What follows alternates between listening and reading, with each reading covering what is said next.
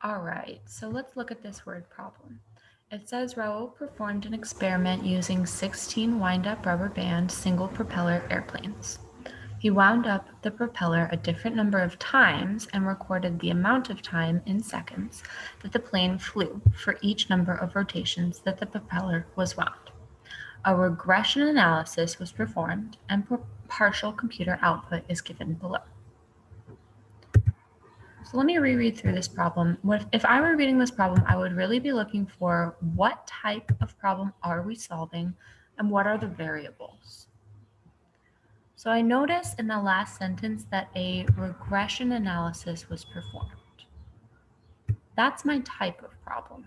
When we see regression, we know we're looking at a linear regression and we're going to be using the formula we just talked about.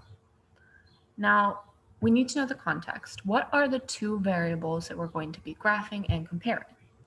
Well, it says he performed an experiment using 16 wind-up rubber band single propeller airplanes, something to do with that, but I'm not seeing a variable yet. But it says he wound up the propeller a different number of times. So the number of times that he wound up the propeller could be one variable. And he recorded the amount of time in seconds that the airplane flew for each number of rotations the propeller was wound. Now, both of these look like my variables, and I can double check by asking myself, is this a quantitative variable? Remembering that quantitative variables are required for regression analysis. Well, the number of times that the propeller is wound, that's a number we can measure, and amount of time in seconds, we can count the number of seconds. So we're good on that one. Now I'm going to look at the computer output and see if I can identify the parts of my equation. So remember that for this sort of problem, we're going to be using the equation that we saw on the last page.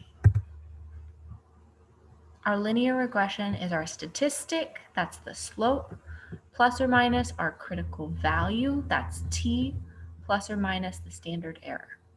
I'm going to look at that table and remember where I can find both of those. Well, at the bottom of this coefficient column, that's where I'm going to find my statistic.